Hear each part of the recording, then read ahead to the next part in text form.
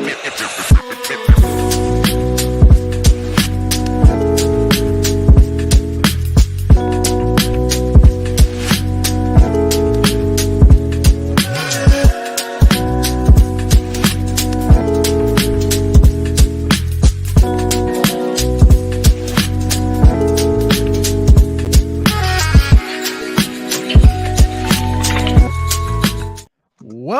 back to CHGO Bears After Dark, presented by Circa Sports.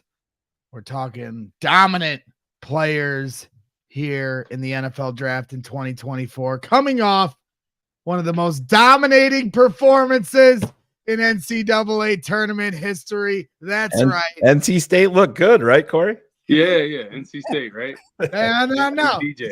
Zach Edey drops a 40 burger. You guys, Bears fans, are going to really have to put up with me this week. I don't know if I have to do a show tonight and Tuesday, and Wednesday, and Thursday on the afternoon show. And I probably will turn everything into a Purdue basketball conversation as we lead up to the Final Four, because my Purdue Boilermakers have made it to the Final Four for the first time since 1980, fresh off a 40 burger by Zach Edey. Finally. Have you? I gave you a hard time. Corey, I gave you a hard time because they were one and done pretty much every year. Finally, they played like a number one seed. It's good to see it. It's about time, Purdue. But don't you think it's a little bit funny, Corey, that they can still get knocked out by a double-digit seed? Yep, exactly. We'll be right there for our guy Braggs if that happens. Yeah. I'm sure. I'm excited. Obviously, we all understand this.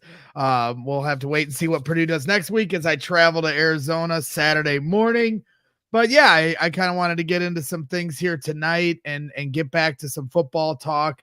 And when I'm looking at this draft, I do find it intriguing. Obviously, I think this is one of the more top heavy drafts that you'll ever see. And by the way, for those of you that don't know, as I'm a rude host here, but Shayne Marsaw joins us here from the Tape Never Lies Network. He has been on these airwaves here before, always brings a great perspective and does a great job with Draft Dr. Phil breaking down the NFL draft every single year. And they also were my mentors coming into this business. And there, Corey, you can blame Shayne for why you have to listen and talk with me every Monday night. So you didn't learn a damn thing, Corey. Didn't learn a damn thing because you think I'd introduce our guests, to start the show, but I didn't do that. So we'll get into this. So I do find this somewhat intriguing because this question of who can be the most dominant player in this NFL draft, I think for a lot of Bears fans, they all hope the answer is Caleb Williams, obviously, right? But, this is, to me, one of the more top-heavy drafts, all the way to maybe 15, that you'll see as far as blue-chip talent or a blue player like Matt Eberflus, called it in his interview down in the owners meeting. You've got some different options here. So, Shayne, I'll start with you.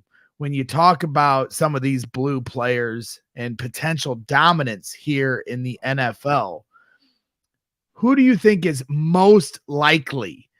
Not who you want, because, Marvin Harrison seems like, for a year now, 2 years now, since Marvin was a kid, Marvin Harrison Jr. seems like a lock to be one of the top wide receivers in this, but I don't want to answer it for you. I do find this question intriguing, though.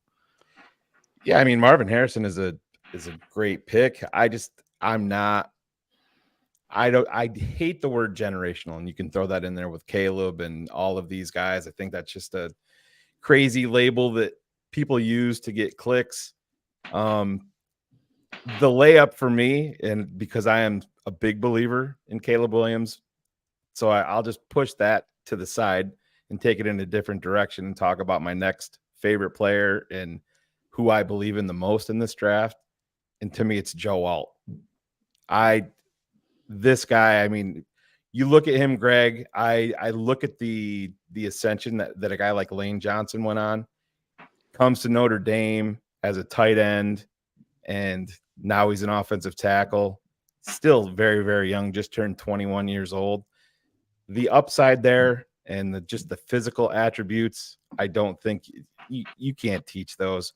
I think that he's going to have some bumps in the road early, I think just getting used to it. I mean, almost 6'9". Corey, you can talk about that. Yes. I don't know if you because you were 6'6", right?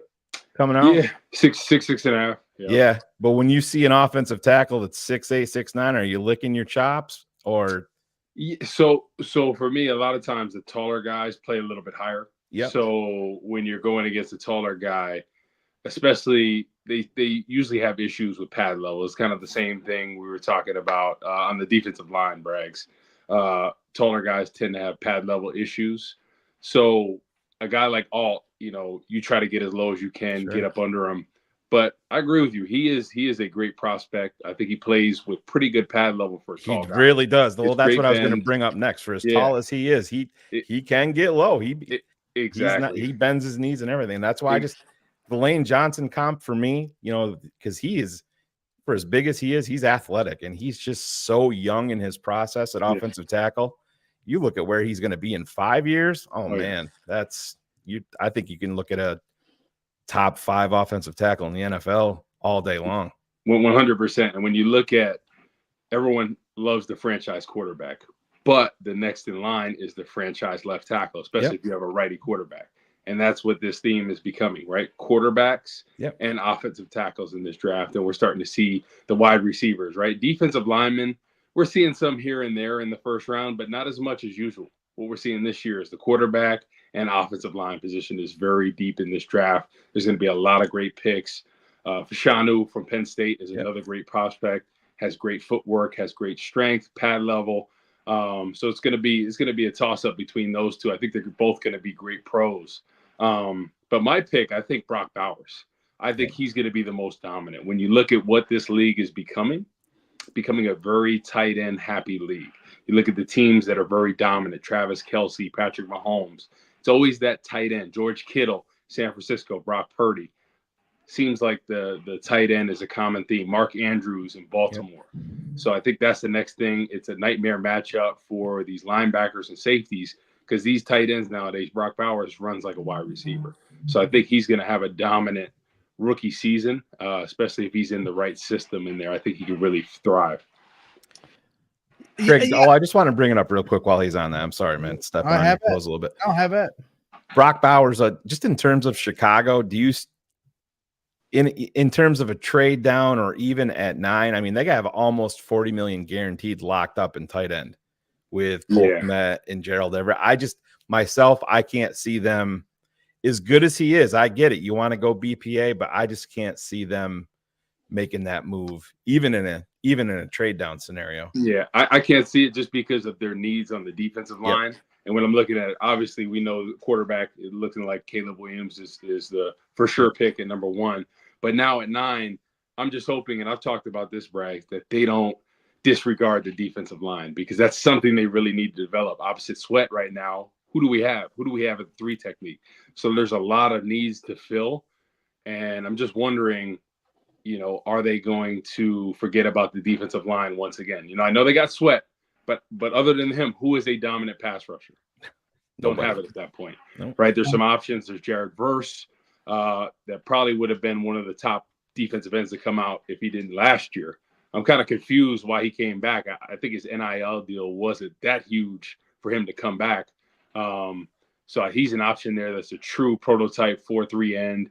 You got Dallas Turner that's kind of like in the tweener range, very talented pass rusher, kind of reminds you of Will Anderson. I think he's going to have a dominant NFL career as well. And then Johnny Newton is a guy that I've really been high on. I know he's dealing with that foot injury, which for some people that might have concerns. I think it's all up to the medical about because I think he's one of the more dominant defensive linemen in this draft. In my opinion, I think he's the most dominant as far as a fit for this Tampa 2 scheme, the get off, the quickness, his ability to penetrate in the backfield, to win rushes, hand usage, by far. Like it's not even a question. I think he would be a for sure fit. Now it comes down to the medical because that's a huge part of this process. I think he recover from it, but we don't know all the details about everything that's going on, how he's progressing with this. I know the Bears are going to do their due diligence on everything. So both. We had both Mark and Corey fall for the Bofa here a couple weeks ago. So 40 inches running the joke back. So Shayne, you say you don't see Bowers being a fit here. I think he's a fit. For Corey's point, with they Everett have. Listen, you have Montez Sweat, and I mean, do you want to go into the season with Dominique Robinson? I mean, right.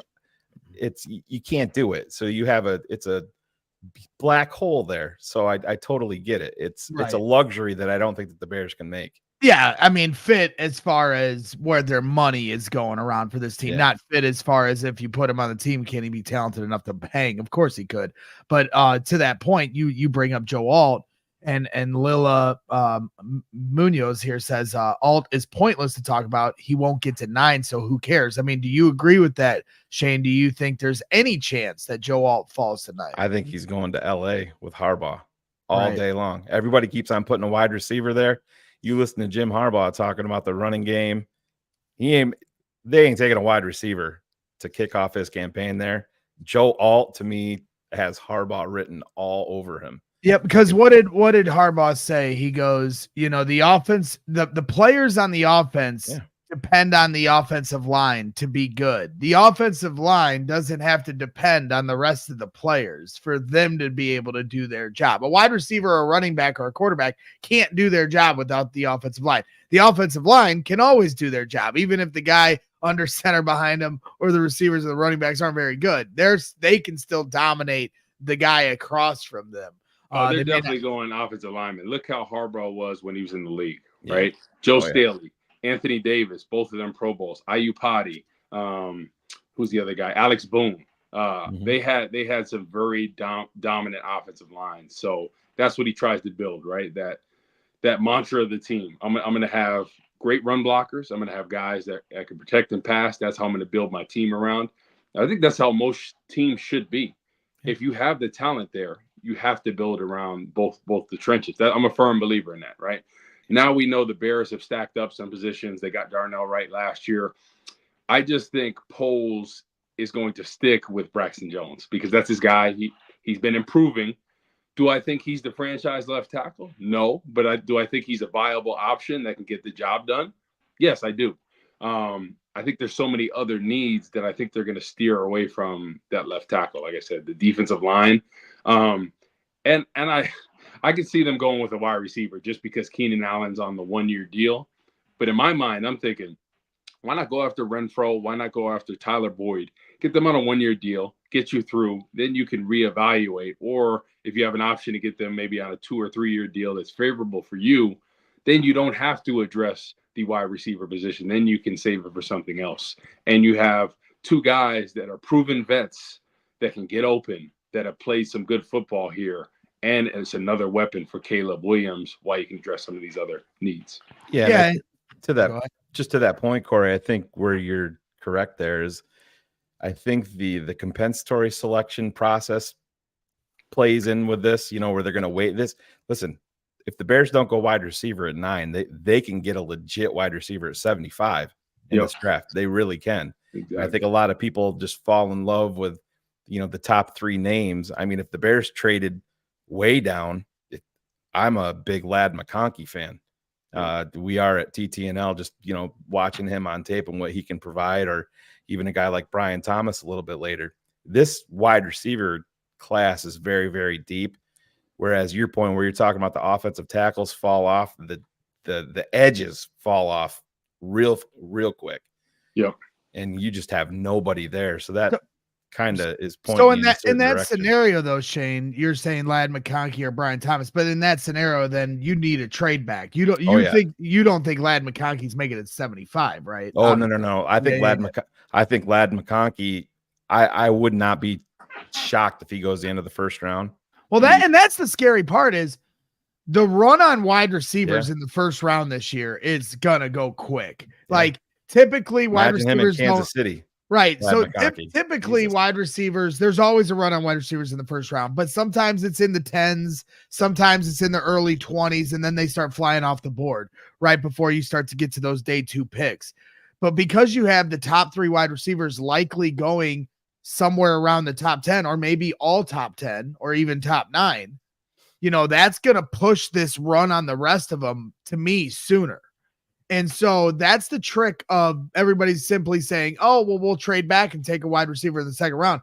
That second round pick better be early, because if it's not early, you might miss out on the guys you're looking for. And now you're at the mercy of the draft falling to you, and the guy you're hoping for falls to you. So with that being said, that they're going to have a tough decision at 9, potentially. But as somebody pointed out on Twitter, and forgive me for whoever did say this because I don't have it right in front of me, but they said, the Bears, worst case scenario is that somebody doesn't want to trade up and they have to ho-hum take someone at 9 as their second pick in the top 10. Yeah. And that is the new worst case scenario for the Bears. That's a pretty good place to be in. So Ryan Poles doing some things right for us here in Chicago, and we appreciate his effort. So I'm going to go and talk about who I think is going to be the most dominant player in this draft. And I know Marvin Harrison has kind of been billed as the clear-cut generational talent, and maybe that speaks more to how good all 3 of these wide receivers could potentially be, because I've heard some different people say, I think this guy's better, that guy's better. But to me, when I start to hear, I think Malik Neighbors is actually better than Marvin Harrison Jr. from people I respect, like, get your ears up.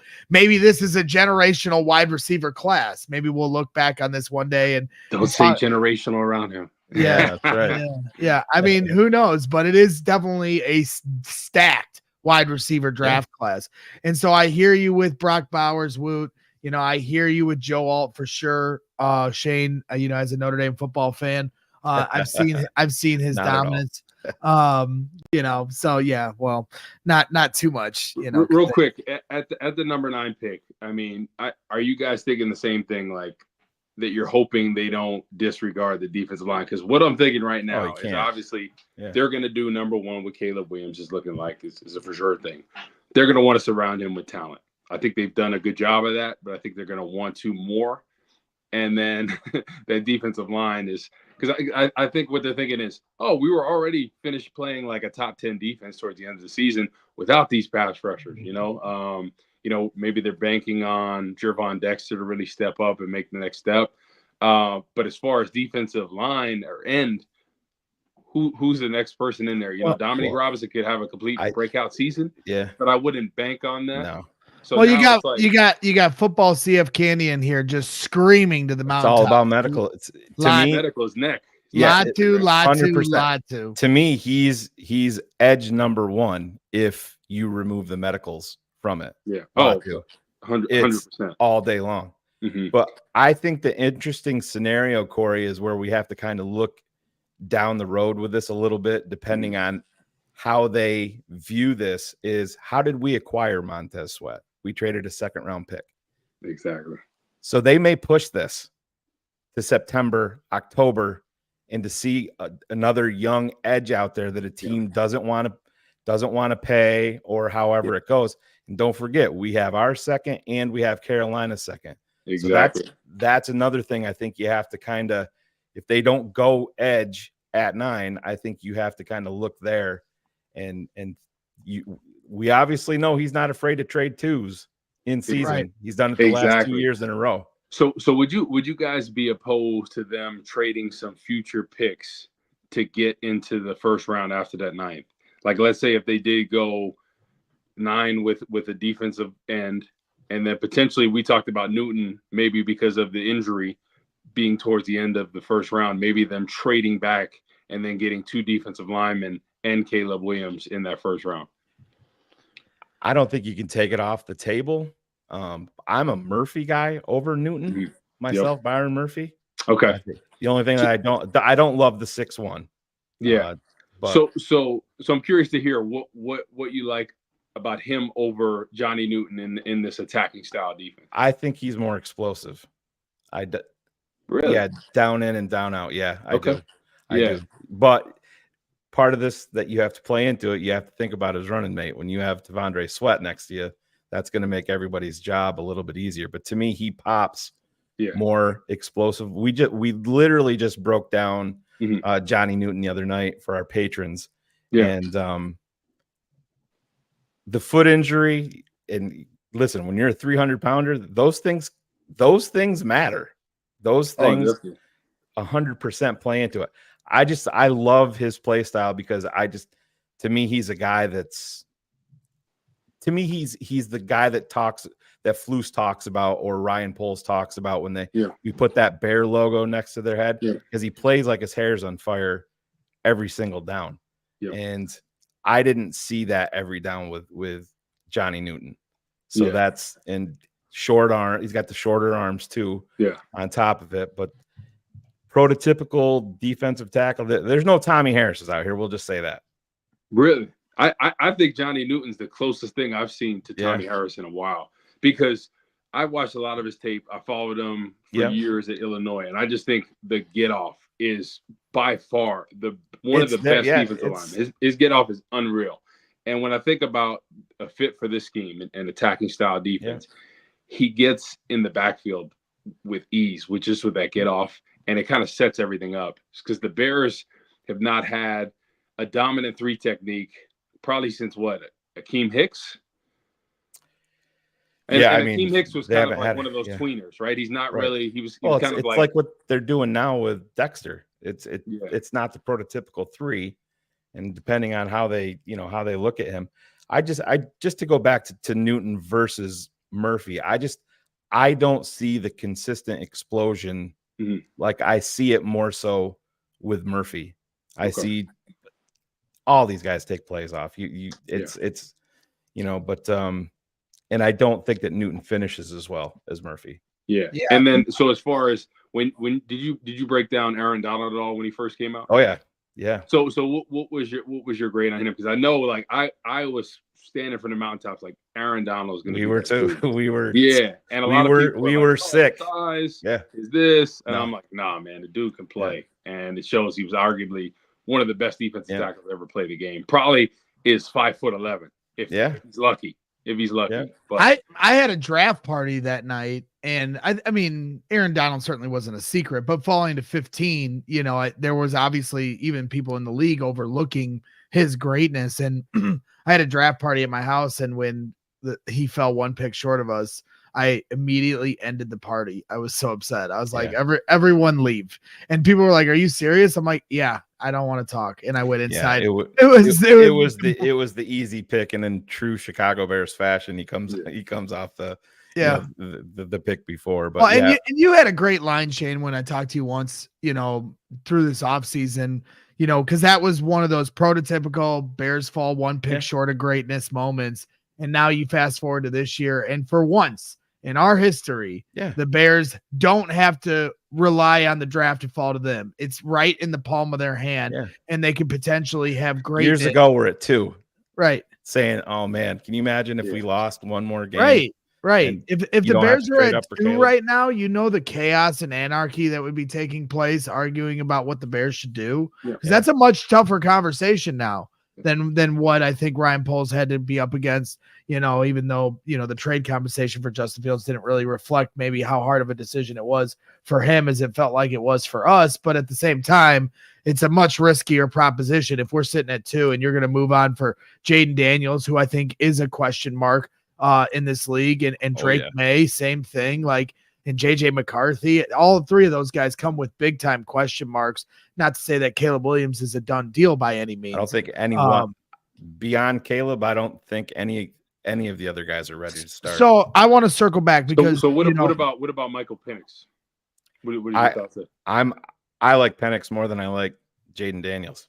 Yeah, no, I think Penix has a lot of talent. He's played a lot of games, and I'm a firm believer of a quarterback having a lot of starts. Oh yeah, because I think that back when the Bears drafted Mitchell Trubisky, I was like, I thought Deshaun Watson was the for sure pick. He's a guy that's started I think he was started as a freshman in high school all the way through. Same thing when he got to Clemson. He's a guy that played a lot of games, that has had a lot of success. I think Michael Penix is the same way. I think he's a guy that's overcome injuries and figured out, because he can still run. He ran a 4.46. He just doesn't choose to do that because he's like, hey, I'm going to be smarter now. And that's what people were knocking on Justin Fields for the longest. Like, hey, I know you can run, But hey, let's pump the brakes a little bit. Let's be smarter about how we do run. But I think Penix has a lot of natural talent. He's a gunslinger. He could make every throw. I think he's a very intriguing prospect to me because I agree with you. I think people are getting caught up about everybody else besides Caleb Williams, and I think Penix might be the best pro out of all of them potentially, if he's in the right situation. Well, and he just did a private with the Giants, right? So he's going to be getting some others, and let's hope they might get shut out. That's why they might get shut. There's a legitimate talk that it might go QB with Arizona, going out maybe with trading back Minnesota. Yeah, Minnesota's going to be trying, and then that would put and that's the thing. Like, you're hoping as a Bears fan, as many quarterbacks as possible jump into that time, 100%. And especially if Penix falls at 9, is sitting there at 9, and teams want to move up to get him. With Denver looming and Minnesota potentially, if they don't move Vegas. Up, looming, Vegas looming. So that's certainly a play right into the Bears' hands for a bigger trade back haul than you'd get maybe for some other player, positional player that a team is going to want to trade back for. But I do want to circle back because you guys were talking a lot about the edge and getting somebody opposite of Montez Sweat, getting that 3 technique in here. And I agree they need to, but at the end of the day, making sure you're putting all your eggs in this new quarterback in his basket and making sure you develop him. To me, you cannot pass up on that opportunity. And I know they've got holes. They're going to have a couple holes that aren't perfectly filled. But if Rome Odunze is sitting there at 9, I'm going to be hard pressed to not take him, especially not knowing what they're going to be able to pick. You'll know that by pick 6 with the Giants, depending on how that falls. Because I don't think Tennessee's going to go wide receiver, and I would be stunned if Atlanta goes wide receiver. So that should tell the tale if he's right. And so, and to me, if it's Rome Odunze, you got a couple, left tackles or offensive tackles sitting there. I know Fulaga is, you want to talk about dominance. Fulaga, Shane, you've talked about it on tape. This dude is a wrecking ball like Darnell Wright. Adam Hogue had him as offensive tackle 1 over Joe Alt, and so he's a potential dominating type player. But for me, without knowing, Keenan Allen with his age and not knowing what kind of extension you can get with him, and the kind of price tag he's looking for, you got to make sure you lock up a wide receiver, because look at how much money the wide receivers are going for once they hit the market. You're not paying for a wide receiver. You got him for 5. You got him for 5 years. You got him for 5 years. You got to draft wide receivers like the Green Bay Packers have been doing here these last couple of years. They got a lot of young wide receivers in-house. So to circle all the way back, though, to the beginning where we talk about who the most dominant player in this draft is going to be, it's Caleb Williams, ladies and gentlemen. I'm not afraid to say it. It's Caleb Rockstar Williams. I wanted to give you the layup, Give me the layup. I appreciate it. Your mom's in the chat. We want to make you look good. Yes, my mom is in the chat. She's very excited to see you, Shane. Do not clip me just saying that. So, but yeah, I needed the layup because there were no easy buckets yesterday against Tennessee. But let's get serious here, people. Caleb Williams is going to be the most dominant player in this league. Dude, that would be. It's not even. It's not even a question to me. If he was coming in to a bad Bears team, I'd still be excited about the idea that Caleb Williams was going to end up being a star. He's walking in to a loaded roster here in Chicago, a defense that's going to turn the ball over for him. City and a fan base that literally will build him a statue if he can get to 4,000 yards once in his career, 30 touchdowns once in his career. We love Eric Kramer. We love Jay Cutler. We love Justin Fields. These guys, they're not top 50 players of all time, but here in Chicago, we revere it because when we talk about, he better be great. He better be great.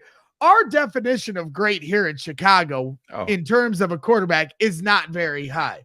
And Caleb Williams is ready to surpass some of those expectations to me right away. And I have watched Caleb Williams every game here the last 2 years, as most of us have. And when you watch the way he climbs the pocket, the way he fights to stay in the pocket, the arm angles in which he throws, the back shoulder throws that I've seen him make.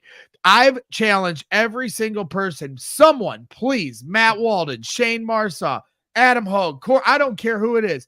Break down the tape. Draft Dr. Phil. I need an hour breakdown of the incompletions that Caleb Williams threw this year, because what's getting lost in the shuffle is he had 100 throws this year that were incomplete, that were more impressive than half of the touchdown highlights you see. But so where does he take most of his grief, Greg? And this is everybody wants that. One of the big catchphrases that everybody uses is, oh, narrative.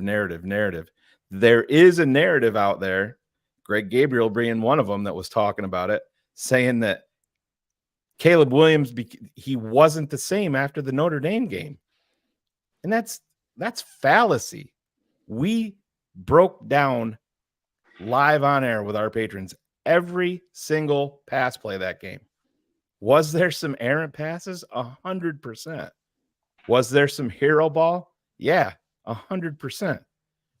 Do you know how many points per game USC gave up the last 9 games that Caleb Williams started? Points per game. Probably in the 40s. 40.7. So why was he playing hero ball? Because if he didn't play hero ball, you don't have a chance at all. Yeah. And if you look at him in the second half, just look at the second half of the Notre Dame game. He actually played quite well and actually should get a lot of credit for it. What did we see here with Jay? If there was one, there was going to be another. And then there was going to be another. And then there was going to be another. Things snowballed. Mm-hmm. I think people are on this kid for all of the wrong reasons, and I get it. I was just as excited as anybody when Justin Fields was drafted. He was our hope to be legitimate at that position. Yeah. And was he perfect? 100% not. Are the Bears just as much to blame? 100%.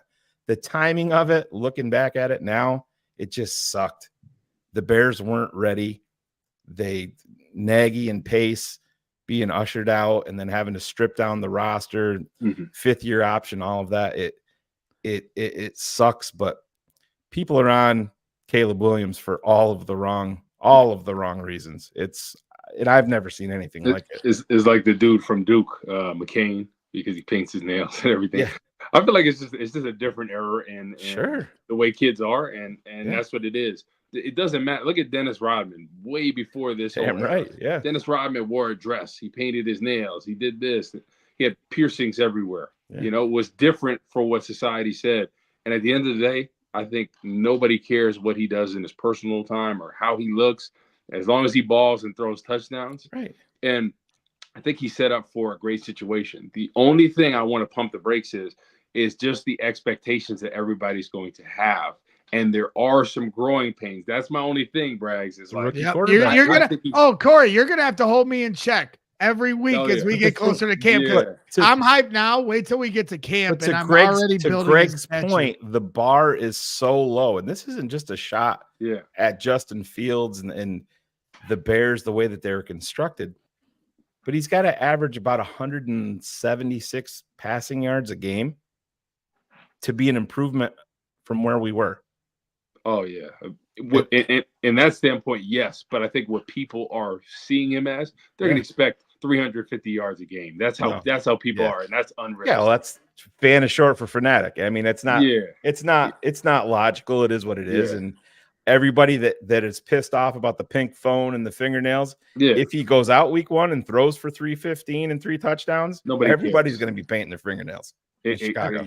Exactly. Yeah. Oh, 100%. And then, I don't know if you happen to see the video, Corey, where, Caleb goes, lips pink, nails not painted, but my lips are pink and your girl love them. Like to me, I honestly felt like, because I know that some people are put off by the pink phone and the nails painted at times and the extra, sauce he kind of rolls around with his swagger, like.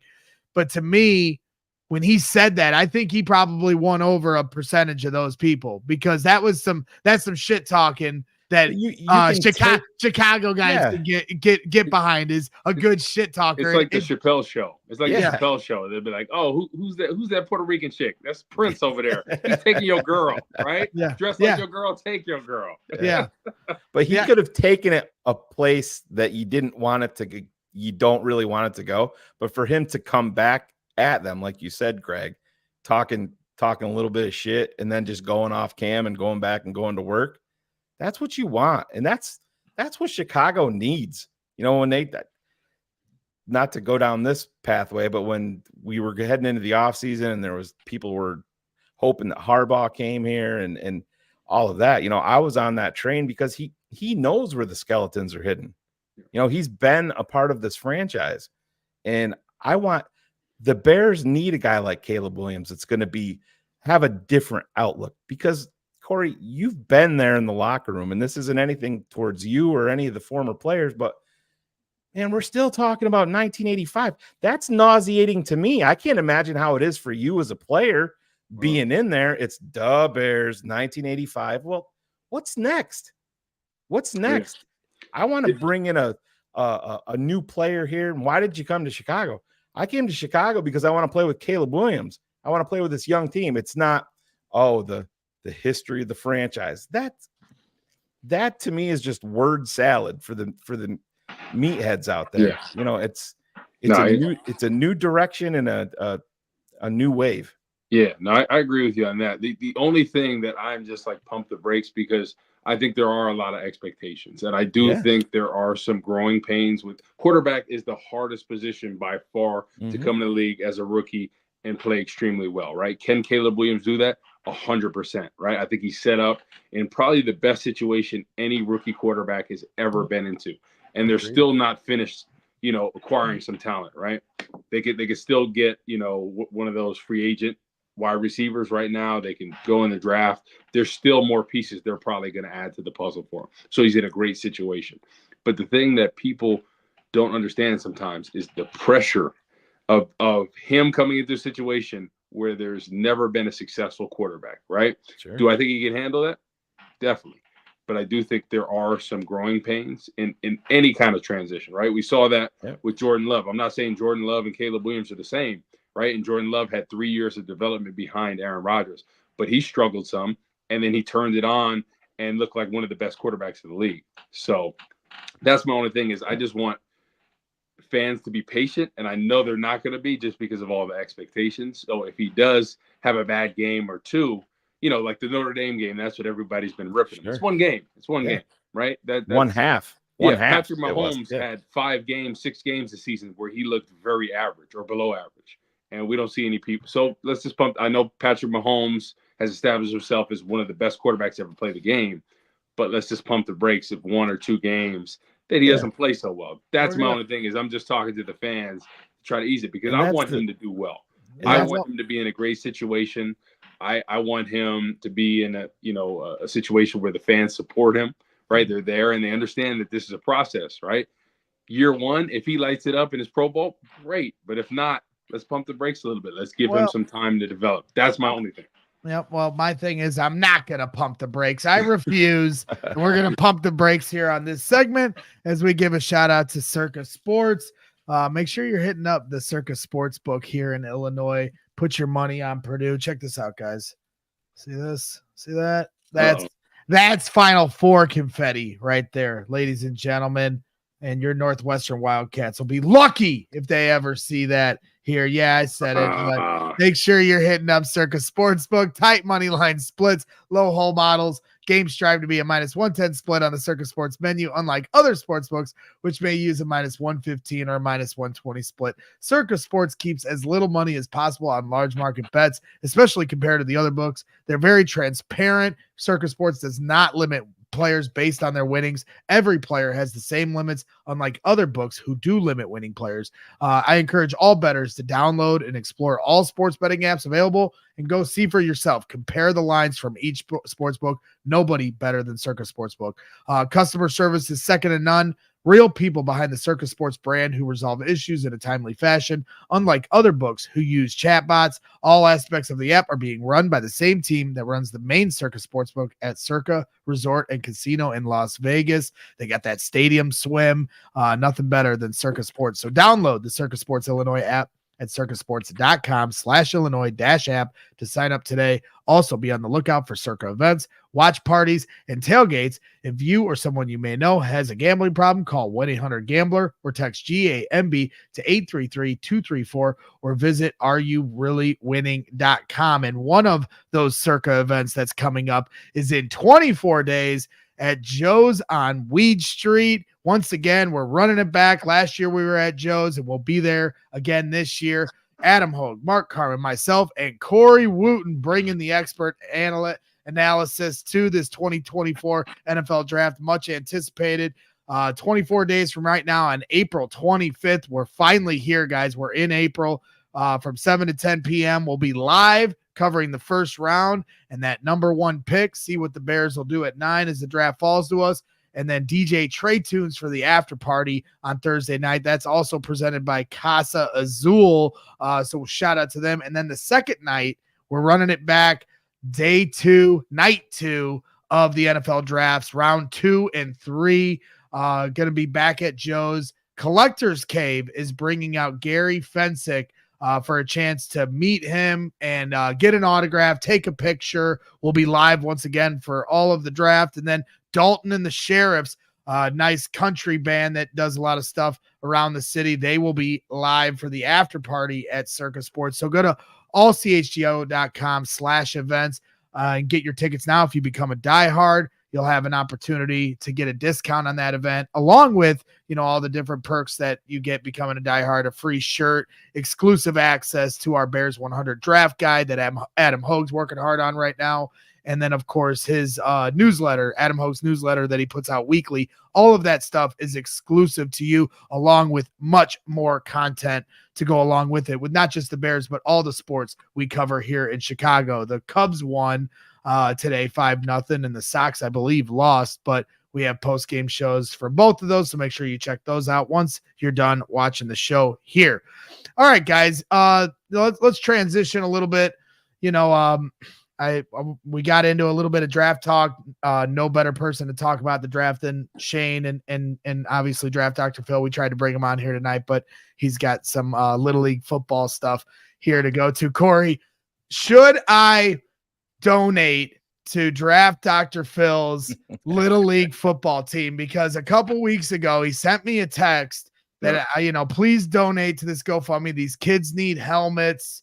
And then he's been mean to me here lately. Yesterday, he said crazy expensive, man. He was showing me it's nuts. $300 for a helmet. Yeah. So yesterday he texted me, "Go UConn." So like every time he says something mean to me, I'm giving him a $5 deduction on how much I'm gonna send him. So like, where do you think I should be on this, Corey? Because I'm giving them like negative money at this point. it might be.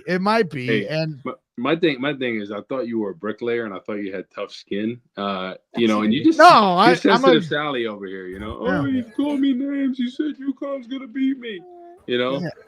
No, if anybody can tell you that if I have thin skin, it's definitely one Mark Carman, who joins us here live from the United Center before the Bulls game. Where you just got in at the perfect time. Yeah, well, I saw that you sent me some weird text. I'm live, which I didn't know what that meant. So I figured you needed me for a second. They just turned up the music, so I apologize for that.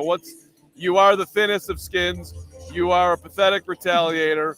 You you're in essence a bad friend, and you're not to be trusted. And I like to call him Woot.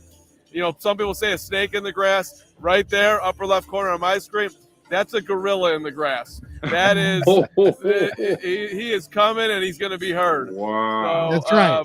But at least he owns it. I'll give him that. He does own it. He doesn't run from it when I bring it up. Yeah, Carm. The thing about it is, right? Those former bricklayers, I thought they were supposed to be tough, hardworking. Like that movie, the Bronx Tale, like the working man is the tough guy. Like that. I just see nothing like this. Oh I'm working out. I never sweat. Oh, I'm drinking a coffee. Yeah, oh, don't you guys even are let him getting fool you on me." about the laying bricks part. He was on the phone the whole damn time. The whole time. So you were doing tweets and all this Oh stuff? yeah. Oh yeah. Oh, You cannot talk to Braggs on the phone and get if you ask him a question, there's like a 30-second delay because he's sending out tweets or he's doing a spaces or he's having his mother make cookies for or the I'm on the CHGO phone crew. with you. Not answering any questions, right? Yeah, Hey, yeah. Carm, That's my how point. many videos that we used to see after Bears losses where he's driving in his car on the way back from our coverage? Oh, my day is ruined. Oh, Do you know how many videos I have on my phone from Greg saying it's not all on Mitch? He still thinks it's not on Mitch. Listen, we all know that Greg is, he likes to wear his heart on his sleeve, and that's the beauty of him. But it's also the pathetic part about him because rational thought at most times is unavailable, as his beautiful mother knows, who's chatting in here. Yeah, she's not happy with you with your little comments here. Which comments? Which comments? What do you mean? Which comments? Your opening statement. Yeah, well, hey, listen, Barb, I congratulated you on being there yesterday in Detroit and seeing Purdue move on. I thought that was great for you. I didn't get a text from you. No congratulations from you. That's because I sent you a Purdue video fight song after you got into the Elite Eight and you didn't respond like the weird person that you are. So I was busy. When I don't get a response, I do take that personal. Thank you very much. And so I'm not going to continue to congratulate you on your sad ass team that I don't care about. So it was one thing. You didn't respond. You're out. That's a reason. Yeah. This is final Final Four confetti just falling here in my office here at home. The Final Four is upon us, Mark Carman. I'm excited for this. I know you've been waiting your whole life to see the Purdue Boilermakers make it to the national championship. So we shall see. You got anything else for us, Mark, or what do you want? I'll just throw one. My worst loss ever to Purdue did happen at Old Welsh Ryan Arena, Woot.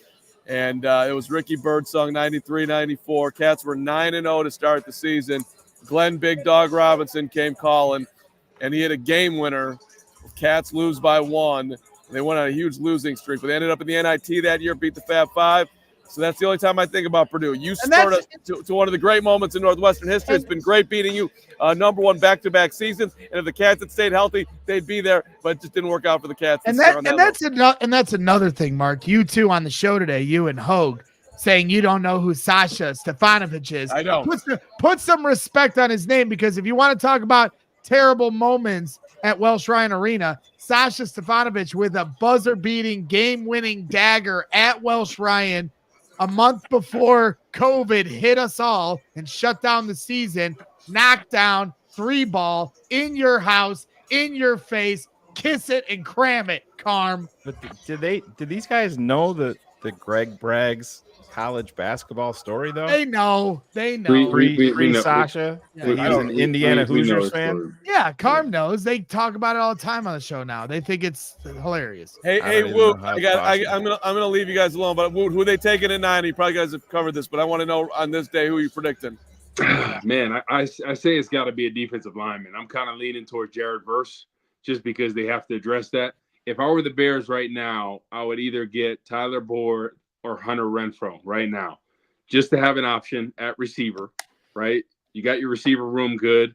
Then you can address one of those defensive line positions. Just because I feel like besides Montez Sweat, who is the dominant pass rusher? We don't have that. There isn't one. I hear you. Let me just throw one more. If Joe Alt is there, are you taking him? I'm good. Well, I would lean on it, but I don't think Poles is. I think he's so in love with Braxton Jones. I don't think he'd do it.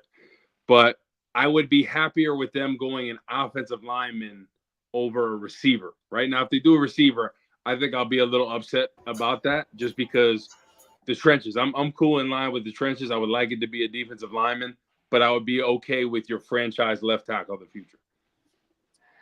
That's all I got. All right, have a great show. Sorry to interrupt. Tape don't lie. Appreciate interrupting everybody here. So Yes. anyway, Thanks, Carm. Get out of here. Quit coughing. Get well. I mean, Jesus, he's a walking plague. So, yes, we will get back to football talk. We were asked that here in the chat. Oompa Lumpia. Can y'all get back to Bears talk, please? You asked nicely. If you didn't put the please in there, I probably would have shot back at you. But since you asked nicely, we will get back to football talk. I apologize for Cram's rudeness jumping into the show, but we got a little different swerve here on After Dark, and we like to throw you guys a little bit of a curveball at times. So Carm comes in with the heat. Obviously bitter, and that's fine. Jealousy is a stinky cologne, as they say. So let's get into some things that are a little off the field that I haven't really gotten your thoughts on, Corey. I'll start with you, and then we'll move it over to Shane.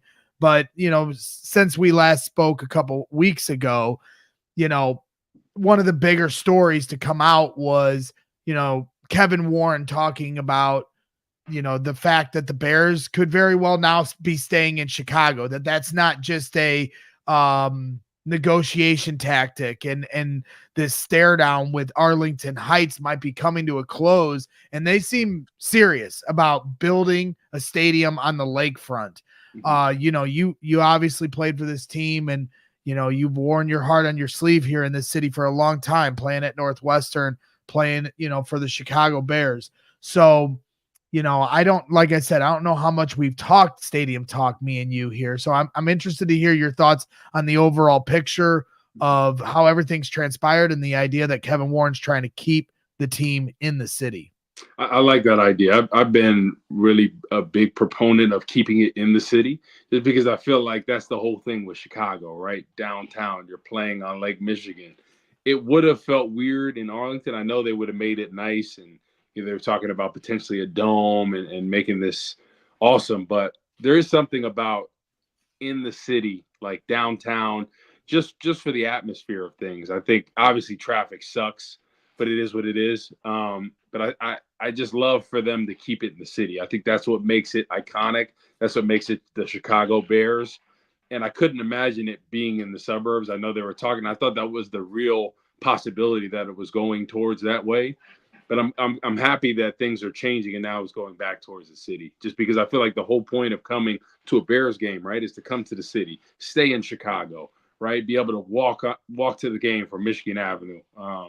There's just something about that. And playing there at Soldier Field, and obviously if they were able to build a new stadium, I'm sure it will be awesome. I'm hoping they keep it outdoor, though, because that is such an advantage. Yeah, that's 100% not happening. Back in 2010, we played Seattle, right? In Seattle, it gets cold, decently cold over there.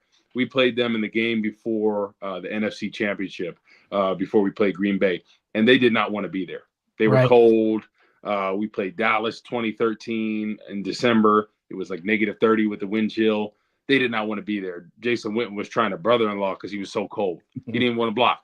So I think it's such an advantage to have an outdoor stadium. Look at Kansas City when Miami came into town this year. They didn't want to be there. It's tough for them. They're used to, 80 and sunny all the time. And now they go where it's -20-something degrees with the wind chill, and they don't catch the ball the same. Getting hit feels different. So I hope they do not put a dome on it. It would be cool for the aesthetics of it, and like Minnesota, Dallas, and all these other ones, and Detroit. It's cool to be inside for fans. Well, I mean, to be clear though, Woot, if they build on the lakefront, it's gonna be a dome. Yeah, they've already said that. It's 100%. Yeah, no, it's gonna be a dome either way. It's just a matter of whether it's gonna be in the city or not. Because if you don't build a dome, then you leave yourself the opportunity of having a Super Bowl and Final having Fours. WrestleMania and Purdue winning a national championship in your home stadium, and you're gonna have to walk from Michigan Avenue because there's not gonna be any parking anyway. So that's gonna be your only option. Dang it. I did not know that about film, but it's not even gonna be retractable. It's gonna be closed. Shane, I mean, where do you stand on this? I know where I'm opposite, but I'm not there either. So I know I get a lot of flack. I'm here in New York, but you just have a blank slate in Arlington Heights to build your own canvas. Bears land. I mean, with sports books and hotels and restaurants and shopping malls and the best stadium in the NFL. A Chicago Bears historical museum. And ran by, imagine having a wide open space for your fans, your rabid fan base, to be able to tailgate and not have to worry. You know what I mean? It's just, that's one of the things what you talk about with KC. You go up there and the tailgating is amazing. You're not getting that. I don't even know. They're talking about underground parking where Soldier Field currently is. That's the plan. That's what that's what the talk is now. It's all going to be underground parking. I just don't know. It really sounds like that's going to be, that's what they want right now, is to stay on the lakefront. But the business part of me isn't going to buy any of this until the shovels hit the dirt, because you're not talking about millions. You're talking about billions of dollars. And what is it? How many acre? What is it? 320 acres? Is that what it is in Arlington Heights? And it's just all undeveloped, and you can do whatever you want out there. But that's kind of where I am. I love the overall aspect of them. Just you can go there, and I mean that can be a destination in and of itself. I agree. I like Bears World. Bearslandia, as I was calling it earlier. Yeah, it will be interesting to see it unfold, but I do think Kevin Warren's serious about keeping it in the city. And I agree with you about the vision of what it could be in Arlington Heights, and it certainly could be something that is. And are they going to own it if it's on the lakefront? Right. That's the other big question. It seems very short-sighted to me. Yep. So, it'll be interesting to see how it plays out. I mean, ultimately, who owns the stadium? Yeah, that's big for the Bears, and it helps the team. But I think just overall, having a new stadium wherever it is great for the fans, period. Like, where the money goes, isn't really as much in the fans, scope. Like, that isn't our problem in a lot of ways. It's the Bears' problem. Now, what could they do to be a smarter ran organization? That's a different discussion. But I just think ultimately, so keeping it in the city, obviously, I think is important. I think we'll continue to bring money into a city that needs it, as people, are moving out of here, and you don't want to leave that area where the stadium is now left behind, where, I think that if you put more money into it and put a stadium into it, you put Final Fours there and the Super Bowl there, now all of a sudden the businesses all around that area, start to boom, and that trickle down effect spreads to the rest of the city. And so that part of it, I think, is important, because Arlington Heights, if you've been in that area, they don't need money. They all got money out there. So, that's something that I look at, so regardless, just wanted to get your guys' little thoughts on this before we wrap things up. We've got a couple super chats here that we want to end with. Obviously my mom was watching. She says, hello, Shayne. I'll call her later. Yeah, I bet you will, dumbass. We also got a shout out for you, Shayne, from Hands Down, one of our diehards. 1999 super chat says, love you, Braggs and Woot, but want to respectfully send a shout out to Shayne Marsaw. Here's to moving on and ushering in the resurgence of Chicago Bears football. Bear fucking down. Let's go, man. I'm ready. Hands down wants to break bread and bygones be bygones. How testy we all get on the mean streets of social media here with our Chicago Bears. Never a dull moment with Bears fans.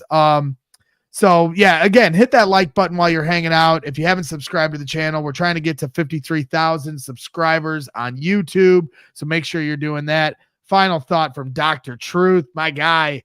Hester gets into the Hall of Fame. Purdue makes it to the Final Four. Braggs lands Rich Eisen at the Combine. Chinese calendar is wrong. 2024 is the year of Gregory Braggs, not the Dragon.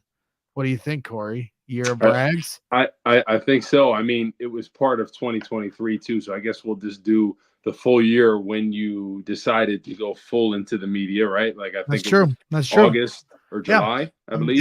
Yep. So we'll do a full year. We'll do 2023 until July of 2024. I'm down.